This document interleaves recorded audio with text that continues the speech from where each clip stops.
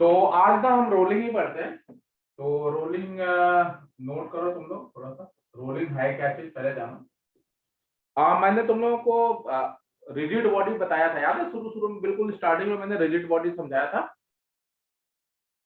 और rigid body में क्या बताया था, याद है कुछ? कि कोई भी बॉडी रिजिड बॉडी कही जाती है अगर उसके कोई भी दो पॉइंट के बीच का सेपरेशन जो है टाइम के साथ फिक्स्ड रहे। मतलब फोर्स, कोई भी बाहर से फोर्स लगाओ उस पे, और अगर मान लेते हैं दोनों पॉइंट के बीच में चेंज नहीं हो रही है डिस्टेंस, मतलब कोई भी बॉडी, जैसे मान लो सपोज करो ये कोई बॉडी है, अगर इस बॉडी का एक पॉइंट यहाँ ए है और एक पॉइंट है बी, तुमने फोर्स अप्लाई किया लेकिन इनके बीच का जो सेपरेशन है वो फिक्स्ड है, वो चेंज नहीं हो रहा है, तो हम ये कहेंगे कि ये जो बॉडी है that is rigid body. Rigid body का मतलब ये होता है कि एक्सटर्नल फोर्स अप्लाई करने से उसका शेप जो है अनचेंज रह जाता है। ठीक है, तो हम सिंपल सी बात है, ये रिजिड बॉडी कहेंगे। लेकिन अगर मैंने कहा भी था तुम लोगों को, ये जो रिजिड बॉडी है ना, बड़ा अजीब सी चीज है, क्योंकि रिजिड बॉडी एक्चुअल में अगर देखा जाए माइक्रोस्कोपिक लेवल पे देखोगे तो रिजिड बॉडी नाम की कोई चीज होती ही नहीं है। क्यों कहोगे? सर ये इनके बीच का सेपरेशन चेंज करना है ना, मार देते हैं हथौड़े से टूट जाएगा तो ऑब्वियस है कि इनके बीच का सेपरेशन चेंज हो जाएगा। कहोगे कि सर आपने तो बोला था कि फोर्स लगाने से बदलना नहीं चाहिए, तो मैंने ये थोड़ी नहीं कहा था फोर्स लगाने से तोड़ फोड़ कर दो। मतलब फोर्स लगा के चला रहे हो या कुछ मूव करा तो, मतलब होता है ना, मूव कराने की कोशिश कर रहे हो और घुमाने की कोशिश कर रहे हो, तो उस टाइम में अगर इनके बीच का सेपरेशन चेंज नहीं हो रहा तो दैट मींस ये बॉडी रिजिड बॉडी है। तो मैंने अभी बताया ना कि एक्चुअल में रिजिड बॉडी नाम की कोई चीज होती नहीं है। लेकिन जैसे पत्थर हो गया, ये रिजिड बॉडी की तरह ट्रीट किया जाता है। कोई भी लकड़ी का टुकड़ा है वो रिजिड बॉडी की तरह ट्रीट किया जाता है। मेटल की बॉल है, मेटल है। जबकि एक्चुअल में देखा जाए तो रिजिड बॉडी नहीं हो सकता, क्योंकि दो मॉलिक्यूल के बीच का सेपरेशन चेंज हो सकता है। ठीक है, वही अब बहुत एक्स्ट्रा फोर्स अप्लाई कर दोगे तो भाई मेटल की बॉल भी पिचक सकती है, खराब हो सकती है, कुछ भी हो सकता है। चिराग समझ में आई बात? अब हम बात करते हैं ना कि ये रोलिंग है क्या चीज। तो क्योंकि ये मैंने पहले भी बताया था तुम लोगों को कि तीन तरह का मोशन समझाया था मैंने, पता नहीं याद है कि नहीं तुम लोगों को, मैं फिर से एक बार एक्सप्लेन कर देता हूँ तीनों मोशन। सबसे पहला मोशन था इसमें ट्रांसलेशनल मोशन। याद है कुछ भाई, क्या था ट्रांसलेशनल मोशन?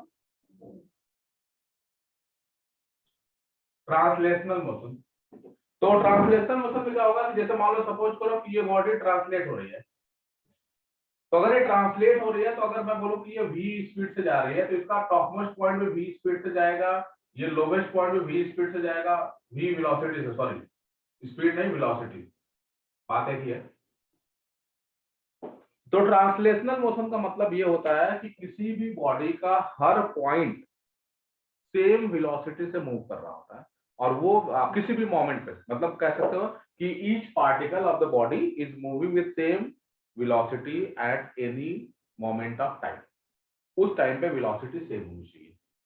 ठीक है, वेलोसिटी अगर बदल रही है, किसी भी मान लो कहा जाए कि इस पॉइंट की वेलोसिटी भी है, यहाँ की कुछ चेंज हो गई है, तो ये ऑब्वियस है कि फिर ये ट्रांसलेशनल मोशन नहीं है। ठीक है, ट्रांसलेशन मोशन की कंडीशन यही होती है कि बॉडी का हर पार्टिकल सेम वेलोसिटी से मूव करना चाहिए। अच्छा, कुछ लोगों को लगता है कि सर स्ट्रेट लाइन में मूव करना चाहिए, नहीं, ऐसा कोई गारंटी नहीं है। स्ट्रेट लाइन में ही मूव करे कोई गारंटी नहीं है, लेकिन किसी भी पॉइंट पे अगर बात करोगे तो सारे पार्टिकल का जो वेलोसिटी का डायरेक्शन होगा वो सेम होगा। जैसे फॉर एग्जाम्पल ये मेरे हाथ में मार्कर है, अगर ये मार्कर ऐसे जा रहा है ना, तो ये है तुम्हारा क्या चीज है, ये ट्रांसलेशनल मोशन है। ये ऐसे गया, ट्रांसलेशनल, ऐसे जा रहा है ट्रांसलेशनल मोशन। देखो यहां से ऐसे जा रहा है ना ट्रांसलेशनल मोशन, लेकिन जब ये मुड़ रहा होगा ना उस टाइम पे ट्रांसलेशनल मोशन नहीं रहेगा। तो किसी भी मोमेंट पे अगर हम बात करेंगे तो वो कहा जाएगा ट्रांसलेशनल मोशन। ठीक है, वैसे समझ में आई बात? अब जैसे ये ऐसे आ रहा है, ध्यान देखना, ऐसे, ये भी ट्रांसलेशनल मोशन है। कहोगे सर ये तो कर्व में आ रहा है, कर्व में आ रहा है, लेकिन इसके अगर हर पॉइंट की वेलोसिटी सेम है, लीनियर स्पीड सेम है ना, तो इसका मतलब ये हो गया कि वो ट्रांसलेशनल मोशन है। तो वांगी समझ में आया? हाँ सर। हाँ, ट्रांसलेशनल मोशन का मतलब ये होता है कि हर पार्टिकल जो है सेम वेलोसिटी से मूव करना चाहिए किसी भी टाइम पे। उसका डायरेक्शन कर्व में भी हो सकता है और मतलब लीनियर भी हो सकता है। तो ऐसा कोई रूल नहीं है हमेशा ये मैं समझो कि लीनियर ही होगा, वो कर्व में भी जा सकता है, लेकिन रहेगा ट्रांसलेशनल। वैश्विक समझ में आई ये चीज? चिराग तुम बताओ, कोई दिक्कत यस इसमें? सर। तो ये तो हो गया तुम्हारा ट्रांसलेशनल मोशन। ठीक है ना? दूसरा होता है, मैंने बताया था रोटेटरी मोशन या प्योर रोटेशन जिसको बोलते हैं। तो रोटेटरी मोशन या प्योर रोटेशन क्या चीज है, समझो इसको। प्योर रोटेशन में क्या होगा कि पार्टिकल, मान लो सपोज करो सेम चीज है, ये किसी भी एक फिक्स्ड एक्सिस के अबाउट ना ये सेम एंगुलर स्पीड ओमेगा से रोटेट कर रहा होगा। रोटेटरी मोशन में क्या होगा, ये सेम एंगुलर स्पीड ओमेगा से घूम रहा होगा, ये होता है रोटेटरी मोशन।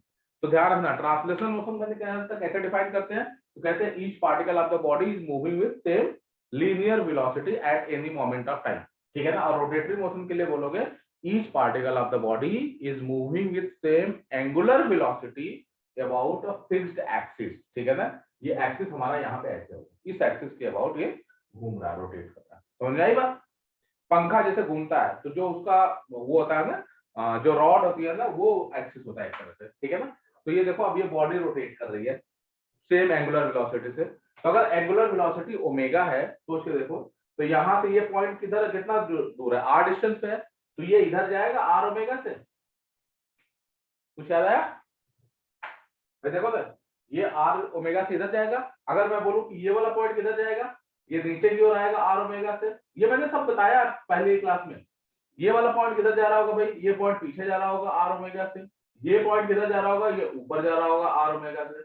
मतलब जो लीनियर वेलोसिटी होती है वो रेडियस वेक्टर के परपेंडिकुलर होती है। मतलब अगर मैं बोलूं यहाँ से ये x डिस्टेंस पे पॉइंट P है, तो ये P पॉइंट किधर जा रहा होगा, तो x वाली लाइन जो दिख रही है उसके परपेंडिकुलर डायरेक्शन में लिखोगे x इंटू ओमेगा। अगर मैं बोलूं कि यहाँ से ये y डिस्टेंस पे है ये पॉइंट P, तो बताओ ये या जो भी कर लो, ये Q पॉइंट है, तो ये किधर जा रहा होगा, ये y इंटू ओमेगा से मूव कर रहा होगा। चिराग समझ में आया सर? हाँ सर। तो मेरा ना नेटवर्क खत्म हो गया है, तुम ना मेरे को वीडियो भी नहीं दिख रहा, सिर्फ आपका आवाज आ रहा है। कोई बात नहीं, मैंने रिकॉर्डिंग ऑन कर रखी है, डोंट वरी, ठीक है। हाँ सर, मैं लीव कर जाऊँ? हाँ अगर नहीं काम कर रहा तो लीव कर सकते हैं। कुछ भी नहीं आ रहा है सर। हाँ ठीक है, कोई बात। Thank you sir. हाँ भाई बाकी बच्चे देखो, चिराग वैसे तुम लोग देखो ध्यान से, तो ये तुम्हारा ट्रांसलेशनल मोशन और ये रोटेशनल मोशन दोनों समझ में आ गया वैश्विक। हाँ भाई चिराग, ये बात क्लियर हुई दोनों की? हाँ सर क्लियर हुई। आप सुनो ध्यान से, रोलिंग क्या होती है उसको समझना। ये जो रोलिंग मोशन होता है ना, वो इन दोनों को हम जोड़ के बनाते हैं। मतलब रोलिंग का मतलब होता है कंबाइंड मोशन, कंबाइंड मोशन का मतलब होता है ट्रांसलेशन प्लस रोटेशन को जोड़ दोगे ना तो ये रोलिंग बन जाता है। कैसे, इनको जोड़ना है, बहुत क्लियर सी बात है, इनको जोड़ दो। देखो कैसे जोड़ रहा हूं मैं। इसमें क्या होगा कि ये बॉडी v स्पीड से जाएगी भी और साथ साथ ओमेगा से रोटेट भी करेगी, समझ आई बात। ये v से जाएगी भी और साथ साथ क्या होगा, ओमेगा से रोटेट भी करेगी, ठीक है। अब थोड़ा इसको समझते हैं, चिराग ध्यान से देखना। अगर मैं इसके टॉप मोस्ट पॉइंट की बात करूं, तो अगर ये सिर्फ लीनियर मोशन होता, मतलब ट्रांसलेशन होता, तो v से आगे जाता, और रोटेशन की वजह से भी तो आर ओमेगा से आगे जा रहा है। अब जबकि इनको दोनों को ऐड कर दिया गया है, तो इसका मतलब टोटल ये आगे ही जाएगा v plus r omega. Shubhangi समझ में आई ये बात? हाँ सर। हाँ नीचे वाला पॉइंट देखते हैं। ये वाला पॉइंट देखो भाई वैश्विक, ये v से आगे जा रहा है, आर ओमेगा से पीछे जा रहा है। इसको हम थोड़ा बाद में स्टडी कर लेंगे, कोई बात नहीं, पहले हम इसको देखते हैं। ये वाले पॉइंट देखो, ये v से आगे और आर ओमेगा से नीचे, तो रिजल्टेंट वो इधर आएगा ऐसे, under root of v square plus r omega का होल स्क्वायर। सिमिलरली ये वाला पॉइंट, पीछे वाला पॉइंट जो होगा, तो ये v से आगे जाएगा, आर ओमेगा से ऊपर जाएगा, रिजल्टेंट ऐसे बीच में मूव करेगा। किसी भी पॉइंट की बात करोगे, अगर कहोगे सर यहाँ वाला कोई पॉइंट है, तो उस पॉइंट को देखोगे तो v से आगे आर ओमेगा से ऐसे आएगा, तो रिजल्टेंट ऐसे वो बीच में आएगा, ठीक है। अगर मैं बोलूं यहाँ पे कोई पॉइंट है, इसका बताओ, तो ये v से आगे आर ओमेगा से 90 डिग्री पे रिजल्टेंट ऐसे जाएगा। असली कहानी नीचे वाले पॉइंट की, नीचे वाले पॉइंट को ही हम कॉन्टेक्ट पॉइंट बोलते हैं। ध्यान से सुनना, ये v से आगे जा रहा और आर ओमेगा से पीछे जा रहा। तुम्हारे मन में आएगा ना कि अरे यार ये तो दोनों साइड कैसे जा सकता है, या तो आगे जाएगा या तो पीछे जाएगा, दोनों साइड तो नहीं जा सकता ना। सुभांगी समझ आई बात? यस। तो ये आगे भी जाए पीछे भी जाए, ऐसा तो नहीं हो सकता ना। तो बहुत क्लियर सी बात है, सोच के देखो। ऐसा हो सकता है ना कि अगर v की वैल्यू आर ओमेगा से ज्यादा हो तो क्या होगा, सोचो। अगर ये v की वैल्यू आर ओमेगा से ज्यादा होगी, तो जो कॉन्टेक्ट पॉइंट है P, वो किधर स्लिप करेगा, वो आगे स्लिप करेगा, तो फॉरवर्ड जाएगा। हाँ। आगे स्लिप करेगा, और अगर वो आगे स्लिप करेगा तो बताओ फ्रिक्शन किधर लग जाएगा इस पे? पीछे की ओर। पीछे की ओर लगेगा। जरा सोच के बताओ, ये स्लिप कर रहा है ना फ्लोर पे, रोड पे, तो इसमें कौन सा फ्रिक्शन काम करेगा? Rolling friction. नहीं, ध्यान रखना, रोलिंग Sliding friction. नाम से कुछ होता ही नहीं एक्चुअली, सही बताऊं तो। हाँ वैसे बताओ कौन सा? Sliding friction. ऑब्वियस स्लाइडिंग करेगा यार, स्लिप कर रहा है तो स्लाइडिंग ही करेगा ना। ठीक है, रोलिंग फ्रिक्शन शुभांगी याद रखना, ये स्लाइडिंग और स्टैटिक का ही पार्ट होता है, ठीक है ना, वो अलग से कुछ नहीं होता। तो मैं ये बोल रहा था कि अगर v की वैल्यू r ओमेगा से ज्यादा हो गई तो ये आगे स्लिप करेगा पॉइंट और फ्रिक्शन लग जाएगा पीछे की ओर, ठीक है। अच्छा, दूसरी इंपॉर्टेंट बात बताओ, ऐसा कहाँ पे देखा तुमने इस टाइप से कि v आगे मतलब स्लिप कर रहा है? तो जैसे मान लो तुमने गाड़ी चला रहे हो ना, कार या कोई भी चीज, स्कूटर चला रहे हो और सडनली ब्रेक लगा दो। वैसे ध्यान रखना, सडनली जब तुम ब्रेक लगाते हो तो तुम ये ओमेगा को रोक देते हो, समझ में आई बात? याद रखना, ब्रेक लगाने से तुम्हारा ना बेसिकली क्या होगा कि जो पहिया घूम रहा होता है ना, घूमना कम हो जाता है या बंद हो जाता है। ओमेगा जैसे ही घटेगा, ओमेगा आर घट जाएगा, तो वी तो रहेगा ही ना। वी जो है फ्रिक्शन से घटता है, याद रखना, ओमेगा जो है इंजन से घटाया जाता है, ब्रेक से घटाया जाता है, और वी जो है फ्रिक्शन से। तो जानते हो वी अभी ज्यादा होगा शुरू में तो गाड़ी ऐसे आगे की ओर घसीटती नहीं है, नहीं देखा होगा तुमने, बहुत एक आवाज आती है। हाँ sir.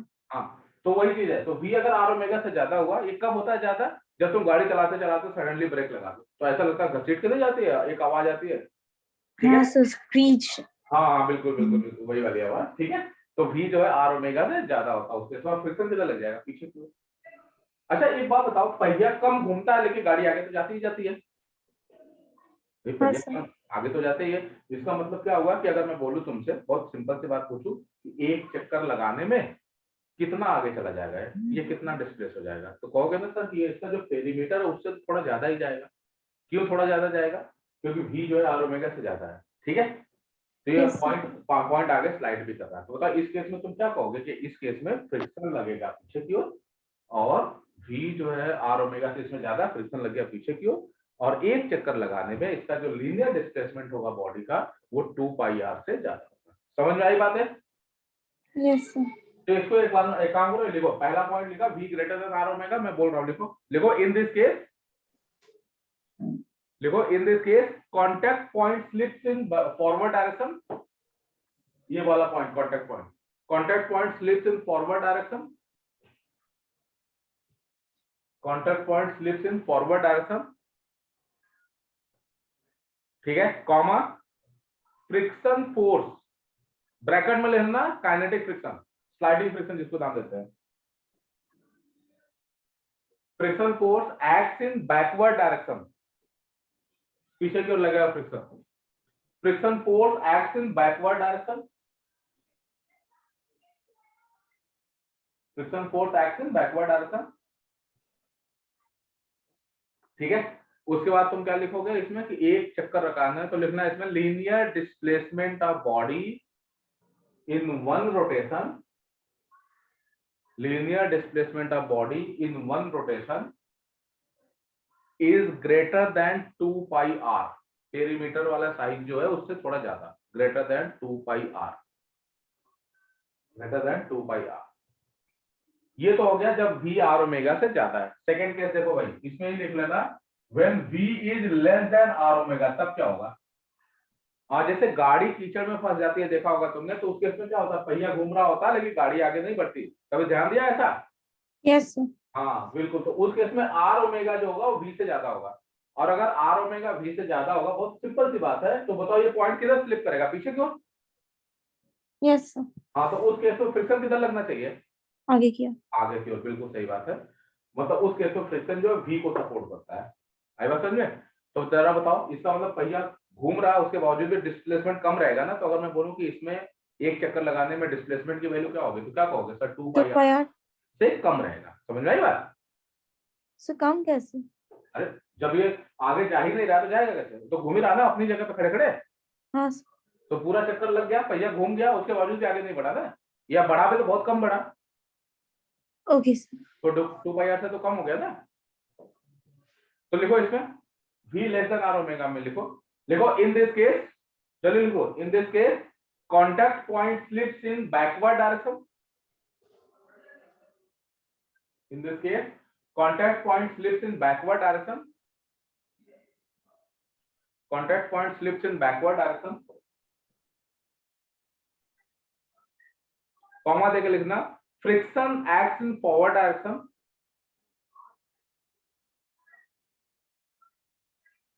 friction acts in forward direction, full stop बाद लिखना, linear displacement of body in one rotation is less than 2 pi r.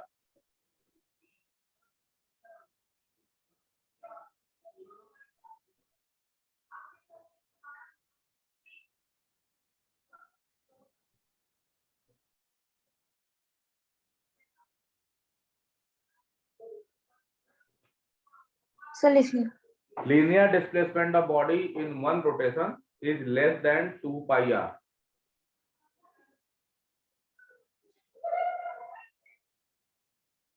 Note कर लिया? Yes, sir. हाँ, अब एक इंपॉर्टेंट बात करना, इन दोनों केसेस में तुमने क्या देखा, जब वी आर ओमेगा से ज्यादा हो चाहे आर ओमेगा से कम हो, इन दोनों केस में तुमने क्या देखा कि बॉडी पे फ्रिक्शन लग रहा है। और कौन सा फ्रिक्शन लग रहा है? काइनेटिक फ्रिक्शन लग रहा है। और याद करो, वर्क और एनर्जी वाले चैप्टर में मैंने बताया, जब काइनेटिक फ्रिक्शन लगता है ना, तो इसका वर्क हमेशा नेगेटिव होता है। नेगेटिव वर्क का मतलब होता है कि वो एनर्जी ना सिस्टम में से खींच लेगा। तो याद रखना, अभी जो फ्रिक्शन काम कर रहा है ना, वो सिस्टम की एनर्जी को थोड़ा खत्म कर देता है। ठीक है, तो ऑब्वियस है कि हम इसमें एनर्जी कंजर्वेशन नहीं लिख सकते। रीजन, क्योंकि एनर्जी फ्रिक्शन खा रहा है ना, तो ऑब्वियस है कि एनर्जी कंजर्वेशन अप्लाई नहीं कर सकते। चिराग, समझ में आई बात?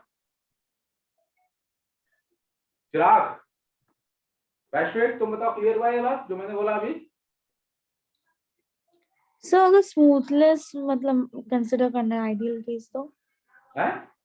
अगर मतलब क्वेश्चन में दिया आइडियल केस है तो फ्रिक्शन नहीं लग रहा है ना, तो वहां पे लगा सकते हैं। आइडियल केस क्या है वो अभी बाद में देखेंगे, अभी आइडियल कुछ है नहीं। ठीक है, ओके। अभी फिलहाल अभी दोनों बताओ जो मैंने अभी समझाया, समझ में आया? हाँ सर। Yes, sir. तो लिखो, इन बोथ केसेस, जल्दी लिखो, in both cases contact point is slipping over the surface. दोनों में स्लिप कर रहा है ना, in both cases contact point is slipping over the surface, contact point is slipping over the surface, means kinetic friction is acting on the body, या sliding friction is acting on the body. So we cannot apply conservation of energy. ध्यान रखना वैश्विक, energy conservation नहीं लगा सकते। So we cannot apply conservation of energy. We cannot apply conservation of energy. ठीक है ना? These two cases, इनका जो नाम है ना, इसको हम बोलते हैं rolling with slipping या rolling with sliding। समझ में आई बात वैश्विक? Yes, sir. हाँ, तो लिखना इसमें, these two cases are known as rolling with slipping. These two cases are known as rolling with slipping. Done, आगे बढ़े। अब हम बात करते हैं, जब v की वैल्यू एग्जैक्टली आर ओमेगा के बराबर होगी तब क्या होगा। थर्ड केस, जरा सोच के देखो, v की वैल्यू अगर आर ओमेगा के बराबर होगी तो ना तो ये पॉइंट आगे स्लिप करेगा ना तो पीछे स्लिप करेगा, मतलब ये स्लिप ही नहीं करेगा।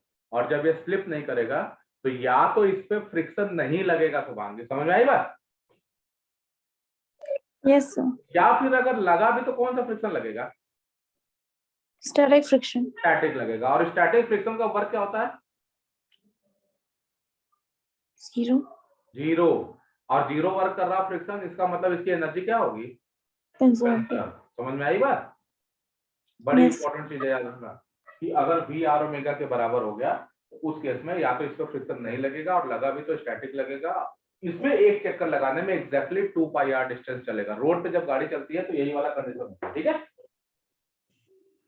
तो लिखना इसमें, इन दिस केस लिखो, in this case contact point comes to the rest. इस वाले केस में contact point comes to the rest means either no friction is acting on the body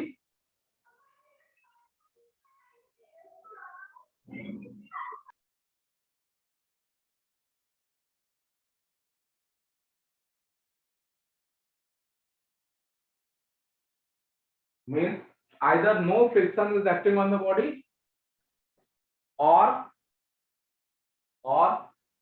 static friction is acting on the body. या तो नहीं friction लगेगा और लगेगा भी तो कौन सा लगेगा, static. Static friction is acting on the body. Static friction is acting on the body. आगे बढ़े भाई. अच्छा इसमें वो भी लिख लेना, लिखो linear displacement of body in one rotation. Linear displacement of body in one complete rotation will be 2 pi r. Will be equal to 2 pi r. और याद रखना इसी का नाम है शुभांगी प्योर रोलिंग, या इसी का दूसरा नाम क्या, रोलिंग विदाउट स्लिपिंग. ठीक है. देखो इसमें this condition is known as pure rolling.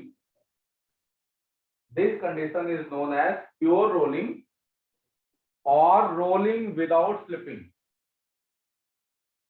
or rolling without slipping. Rolling without slipping. Pure rolling और rolling without slipping. ठीक है ना. और याद ना ये तीनों कंडीशन है. अच्छा एक इंपॉर्टेंट बात समझो, इस वाले केस में हम एनर्जी कंजर्वेशन लिख सकते हैं. तो लिखना इसमें in this case we can write या we can apply conservation of energy. In this case we can apply conservation of energy. ठीक है ना.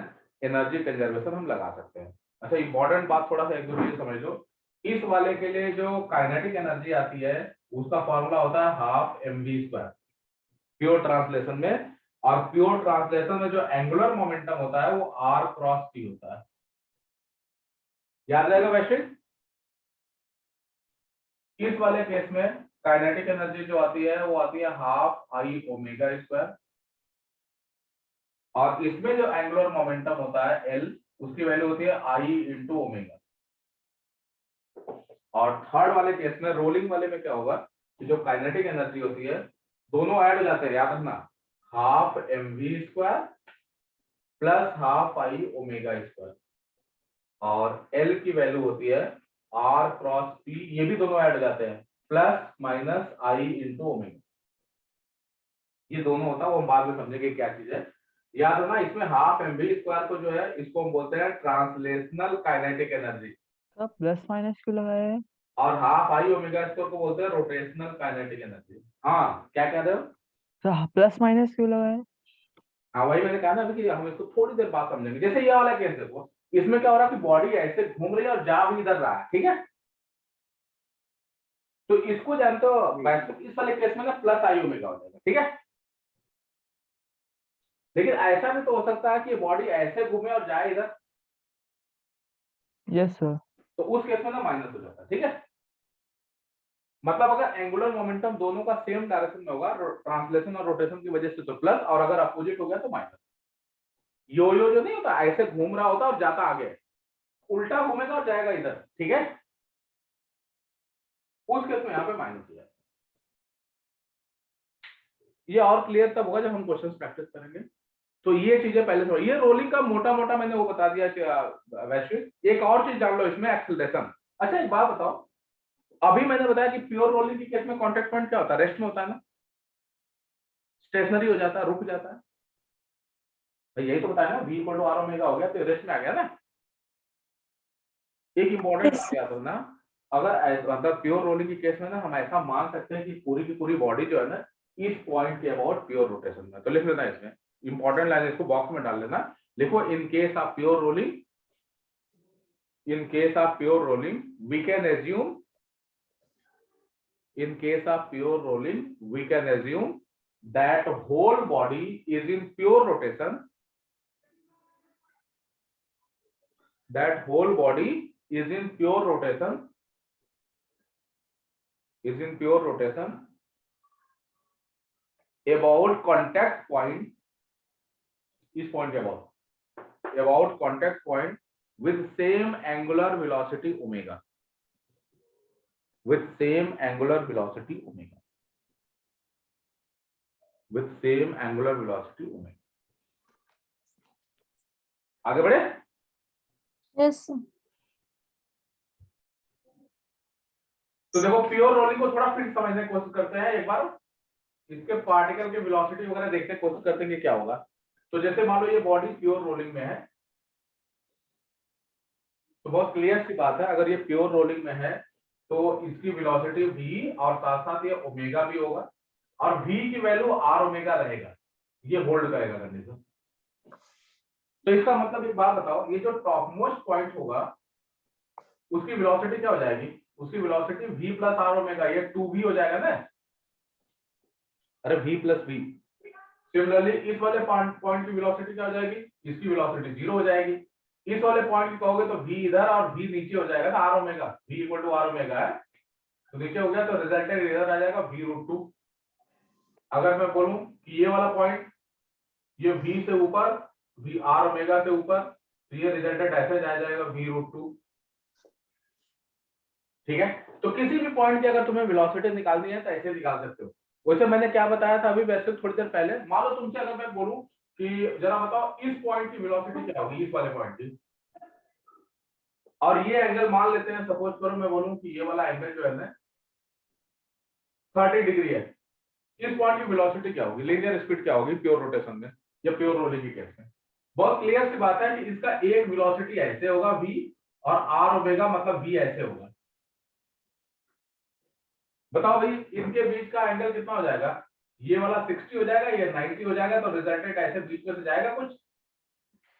ठीक है जी, तो ये मान लो v नेट है, v नेट कैसे निकालोगे, वेक्टर की तरह निकाल लेना, अंडर रूट ऑफ v का स्क्वायर प्लस v का square plus 2v into v into cos 90 degree plus 60 degree. ये समझ में आया क्या लिखा मैंने वैश्विक?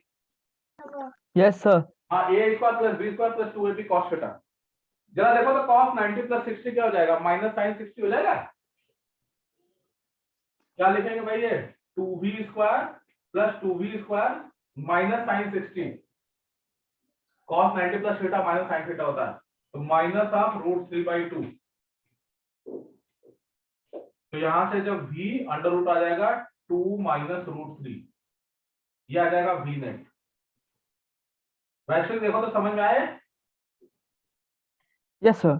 हाँ, चाहो तो मैंने अभी थोड़ी देर पहले क्या बताया था कि ये सारा का सारा पॉइंट जो है ना इस पॉइंट के अबाउट रोटेट करता है, तो तुम चाहो तो डायरेक्ट भी कर सकते हो। कैसे निकालोगे, तुम्हें यहां से यहां तक की डिस्टेंस निकाल दो बस। आई बात समझ में? Yes sir. हाँ, ये डिस्टेंस जैसे ही आएगी तो उसमें ना ओमेगा से मल्टीप्लाई कर देना, आंसर आ जाएगा। आर ओमेगा होता है ना फॉर्मूला, क्योंकि इसी पॉइंट के ऊपर घूम रहा है ना ओमेगा से।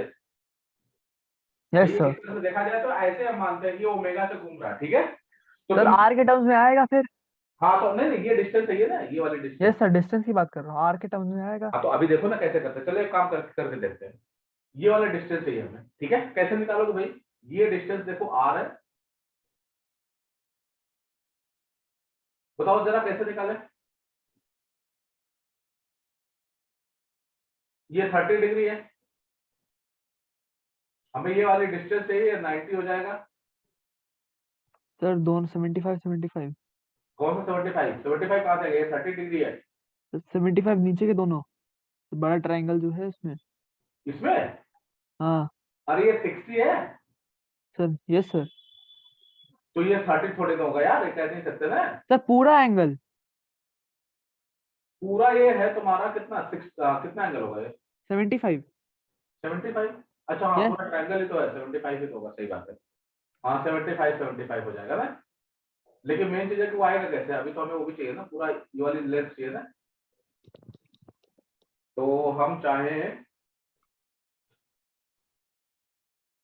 तो यहां से परपेंडिकुलर डाल सकते हैं ऐसे, ये 90 हो गया, ये r है, तो ये आधा डिस्टेंस होगा, आधा डबल हो जाएगा ना वो, बेसिकली समझ आएगा। Yes sir.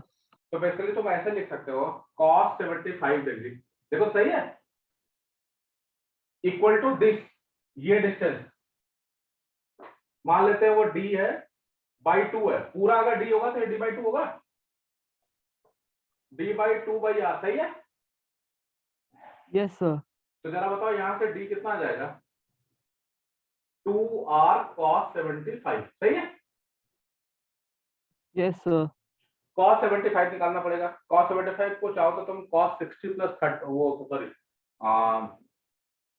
45 प्लस 30 कर सकते हैं ना, क्या आएगा बताओ जरा तो, cos 45 डिग्री प्लस 30 डिग्री 75 हो जाएगा। Yes sir. कितना आएगा value, 2r 1/√2 cos a cos b, cos 30 होता है √3/2 माइनस sin 30 मतलब 1/√2 sin 30 1/2, सही है। Yes sir.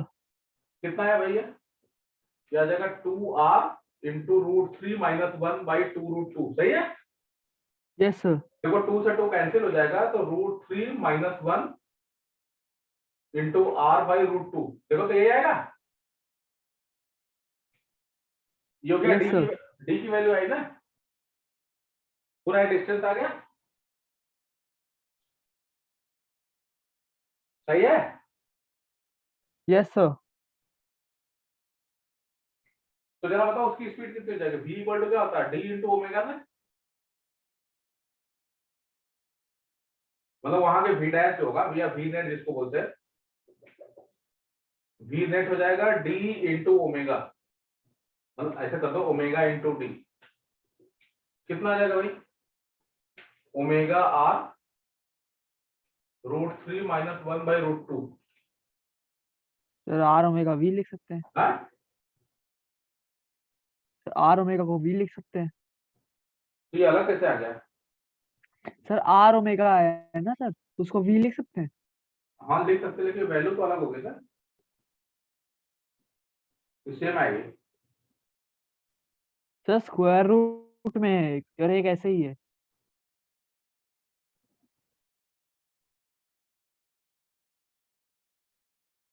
नहीं ये हमने जो करा था ये तो सही था, कि इसमें कहीं कुछ एंगल होगा में गड़बड़ हो गया, v square plus v square plus 2v into v cos 90 plus 60, ये तो सही लिखा हमने, माइनस sin 60 तो √3/2, तो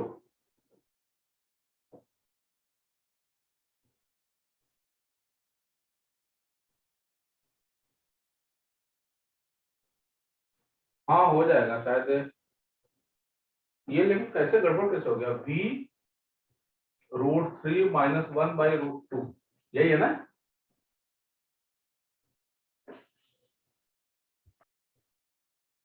मतलब ये ठीक है, इसको तुम ना मतलब इसको ऐसे चाहो तो इसके बराबर दिखा सकते हो, मतलब आ जाएगा, सेम ही आंसर आ रहा है ना, होता भी खैर यही है, ठीक है। तो तुम चाहो तो ऐसे निकाल दो नेट वेलोसिटी, या फिर जैसे मैंने अभी बताया ना ये वाला कंसेप्ट वैसे भी निकाल दो, ये थोड़ा सा टेढ़ा लग रहा है, ये वाला आसान लग रहा है ना अभी, बट कहीं कहीं ना ये वाला इजी हो जाता है। जैसे अगर मान लो इस पॉइंट की वेलोसिटी निकालनी है तो जानते हो क्या करेंगे, यहाँ से यहाँ तक r√2 हो जाएगा, सीधे r√2 इंटू ओमेगा मतलब v√2 हो जाएगा, वैसे समझ में आएगा। Yes sir. अच्छा ये तो हो गया वेलोसिटी के लिए, हम थोड़ा एक्सेलरेशन को भी समझते हैं कि एक्सेलरेशन कैसे होगा रोलिंग के टाइम पे, ध्यान रखना। यहाँ इस पॉइंट की वेलोसिटी कितनी आई थी प्योर रोलिंग में, 0। जीरो। हम ये देखते हैं क्या एक्सेलरेशन भी इसका 0 आएगा, वो समझने की कोशिश करते हैं। तो मैं ये हटा रहा हूं, देखो सब लोग,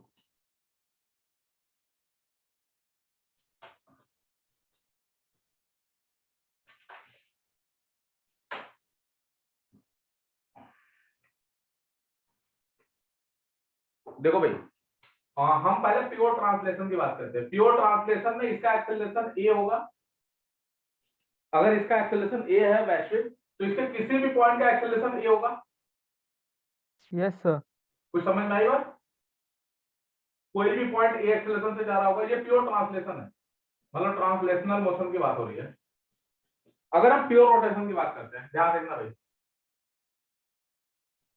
प्योर रोटेशन में क्या होगा कि इसके ना एक एक्सेलरेशन तो ऐसे होगा अल्फा,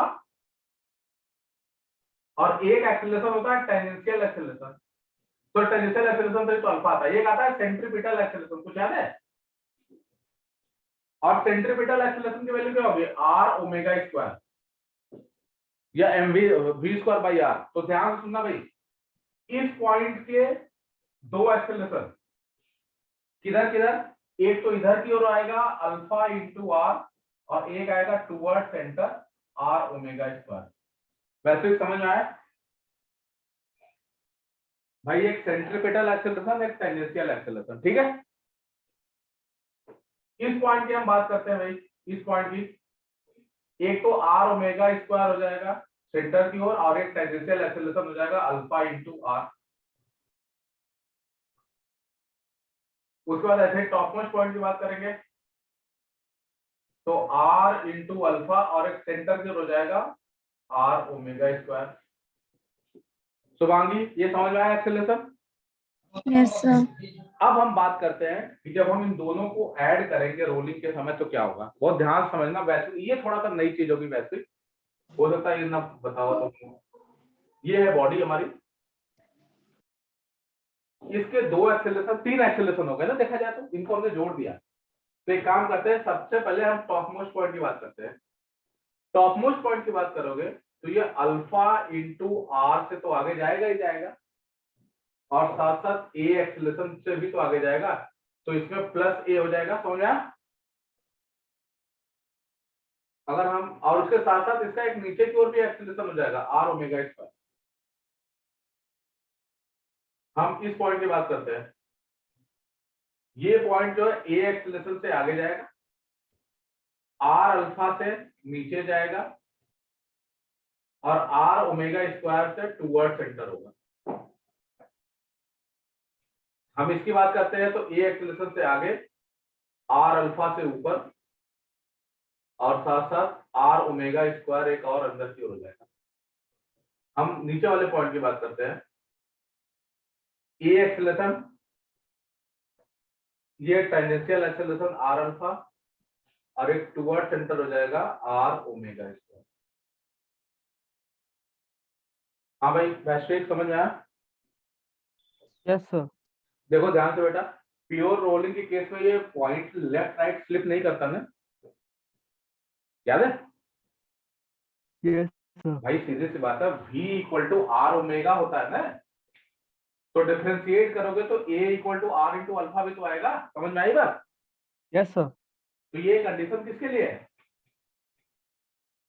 प्योर रोलिंग की बात हो रही है। तो प्योर रोलिंग की बात हो रही है तो इसका मतलब बताओ ये टोटल कितना हो जाएगा? 2a हो जाएगा।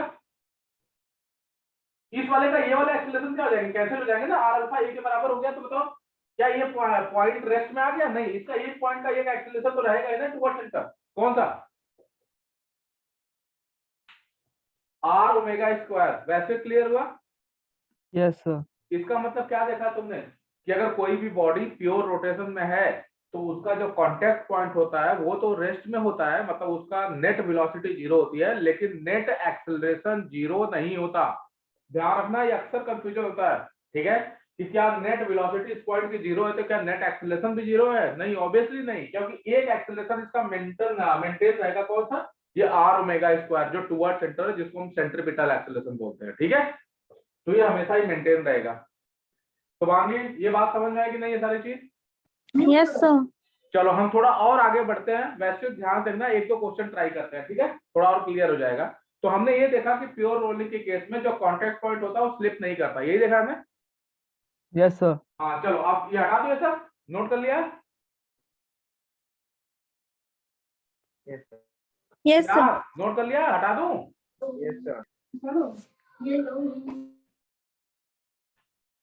देखो भाई वैसे कि एक छोटा सा क्वेश्चन पहले हम उठाते हैं।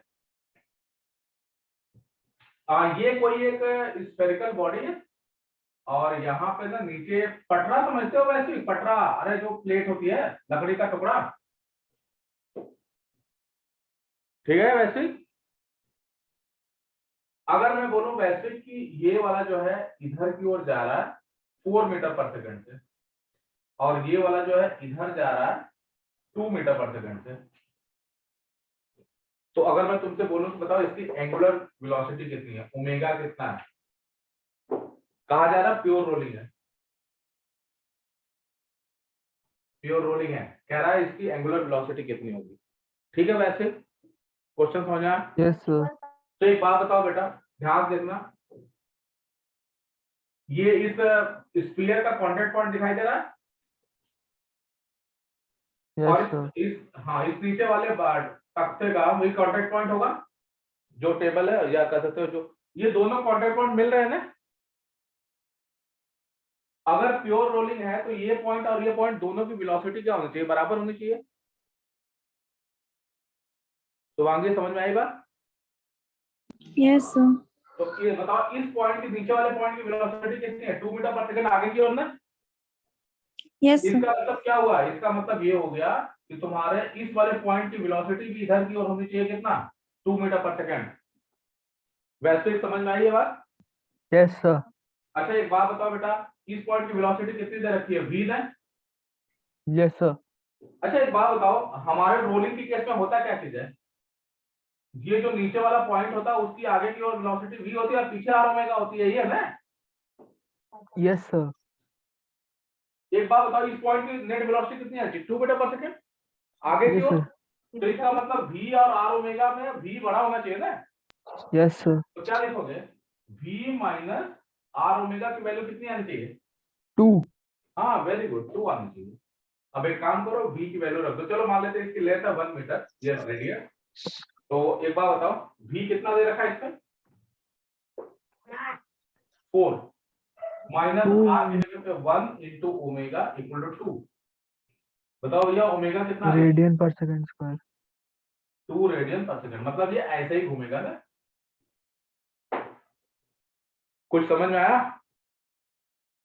Yes sir. Yes sir. ऐसा भी तो हो सकता था कि ये पटरा लेफ्ट में जा रहा हो, ये भी तो पॉसिबल है। Yes sir. तब देखते हैं क्या होगा। सेम क्वेश्चन है, ध्यान देना। ये जो नीचे पटरी लगी है, ये कहा जा रहा है कि ये 4 से इधर जा रहा है और ये इधर से 2 जा रहा है। अब सही है? अब इस केस में क्या होगा समझते हैं। तो एक बात बताओ, इसका डायग्राम बताओ ऊपर वाले बॉल का। तो एक बात बताओ, इस पॉइंट की वेलोसिटी v आगे और r ओमेगा पीछे, यही होगा ना? Yes sir. एक बात बताओ, ये पॉइंट कितने स्पीड से आगे जा रहा है? 2 से। तो ये वाला पॉइंट भी इधर की ओर जाना चाहिए ना 2 से। R omega minus p equal to 2। हाँ अब लिखोगे r omega minus v equal to क्या चीज? 2। 2। तो जरा बताओ, यहां से r की जगह पे 1 इंटू ओमेगा माइनस v की जगह पे कितना है? तो 4। -4। ठीक है ना? इक्वल टू क्या लिखोगे? 2। कितना आ गया ओमेगा? 6। 6 रेडियन पर सेकंड। समझ में आया? Yes sir. इसका मतलब ये घूमेगा और कितने स्पीड से घूमेगा? 6 रेडियन पर सेकंड से, तब जाकर रोलिंग होगी। देख रहे हो? तो आगे समझ में आया?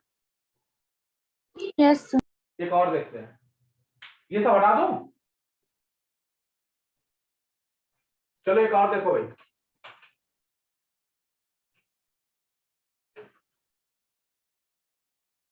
ऐसे समझ लो, देख देना। वैसे ऐसे है तुम्हारा, इसके 2 प्लेट है, एक ऊपर रखी है और एक नीचे है। ठीक है भाई? अब अगर मैं बोलूं कि ये वाला इधर जा रहा है 10 मीटर पर सेकंड से और ये वाला इधर जा रहा है 4 मीटर पर सेकंड से, इसकी रेडियस है 1 मीटर।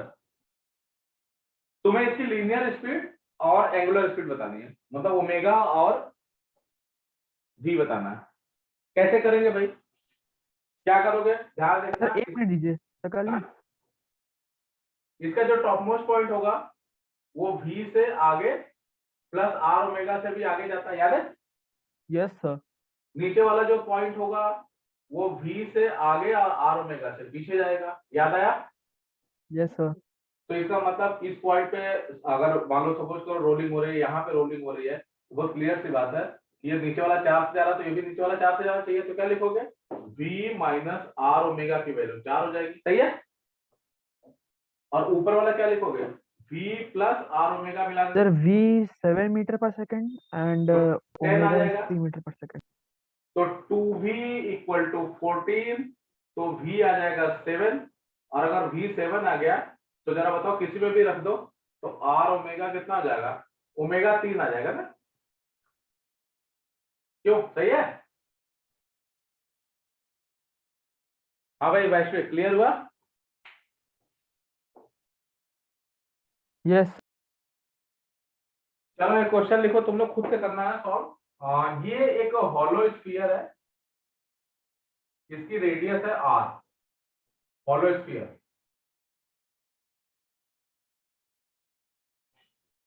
और ये सरफेस जो नीचे है ना वो स्मूथ है, स्मूथ सरफेस है, मतलब कोई फ्रिक्शन वगैरह नहीं है। तो ये स्फीयर हॉलो है। हाँ हॉलो स्फीयर है, ठीक है। और एग्जैक्टली इतनी हाइट पे एक फोर्स लग रहा है इस पे F, और ये हाइट दे रखा है सेंटर से r/2। जरा सोचो ये स्फीयर पे फोर्स लगने से क्या होगा, ऐसे घूमेगा भी और साथ साथ आगे भी तो जाएगा, ये स्लाइड करेगा ना। Yes sir. तो तुम्हें ये बताना है कि ये एक चक्कर लगा ले जब तक घूम के, तब तक ये कितना आगे बढ़ जाएगा। मतलब find linear displacement of sphere after one complete rotation. Find linear displacement of sphere after one complete rotation, मतलब एक चक्कर कंप्लीट होने में ये कितना आगे चला जाएगा, ये हमें बताना है।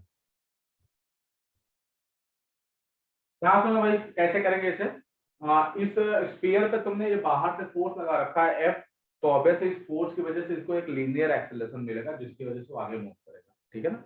तो एक काम करते हैं, वो लीनियर एक्सेलरेशन कितना होगा, तो सिंपल सी बात है, फोर्स F लग रहा है तो सीधे सीधे F इज इक्वल टू लिखना मास इनटू एक्सेलरेशन ma, ठीक है। तो यहां से A की वैल्यू आ जाएगी F/m, तो इसका लीनियर एक्सेलरेशन हो जाएगा F/m। दूसरी इंपॉर्टेंट बात सुनो ध्यान से, कहीं फ्रिक्शन वगैरह है नहीं, तो जब यहाँ पे तुम फोर्स लगाओगे तो ये फोर्स की वजह से एक टॉर्क नहीं जनरेट होगा जो इसे घुमाएगा ऐसे। देखो यस सर। ऐसे घुमा देगा ना, इसे क्लॉकवाइज घुमाएगा, तभी तो घूमेगा, तभी तो आगे जाएगा, ठीक है। तो एक बात बताओ कितना टॉर्क जनरेट होगा, जरा देखो तो इस पॉइंट के अबाउट, सेंटर के अबाउट टॉर्क लिखोगे तो लिखोगे F इंटू r/2, और तुम लोगों ने पढ़ा क्या है, torque equal to I into alpha, कुछ याद आया, और I इंटू अल्फा, तो F into r/2 is equal to I into alpha. Important बात ध्यान समझना, F इंटू r/2, I कितना होगा भाई हॉलो स्फीयर का, अभी तुम्हें याद होना चाहिए 2/3 mr²। 2/3 mr², याद आया। Yes sir. और इंटू अल्फा। अच्छा एक इंपॉर्टेंट बात है ना, अल्फा को ना a/r मत लिख देना, गलत हो जाएगा, क्योंकि ये पॉइंट ना स्लिप कर रहा है। अल्फा a/r तभी बराबर होगा वैसे जब ये स्लिप नहीं करेगा, मतलब प्योर रोलिंग में होता है, अदरवाइज नहीं होता, ठीक है। ध्यान रखो v equal to r omega और a equal to r into alpha हम तभी लिख सकते हैं जब प्योर रोलिंग हो रही हो। फिलहाल यहाँ पे प्योर रोलिंग हो ही नहीं सकती क्योंकि ये स्लिप करेगा यहाँ पे, ठीक है। तो याद रखना उस केस में हम अल्फा को अल्फा ही रन देंगे। तो देखो ध्यान से, यहाँ से अल्फा क्या निकल के आ रहा है, वो आ जाएगा 3F/4mr, ये अल्फा हो गया। इतना इसको एंगुलर एक्सेलरेशन मिल रहा है, इतना लीनियर एक्सेलरेशन मिल रहा है। तो जरा बताओ एक चक्कर पूरा घूमने में कितना एंगल घूम जाएगा, 2π। तो याद करो ये फॉर्मूला याद है, theta is equal to ω0t plus half alpha t square. कहोगे सर ये कैसे लगा सकते हैं, ये तो कांस्टेंट एक्सेलरेशन के लिए होता है। तो बेटा देखो ना यहाँ पे सारा कुछ तो कांस्टेंट है, mass constant, radius constant, f constant, सब कुछ कांस्टेंट है। तो ये हम लगा सकते हैं। ω0 शुरू में 0 है, थीटा की जगह पे लिखना 2π इक्वल टू हाफ, अल्फा की जगह पे लिखना 3F/4mr इंटू टी स्क्वायर।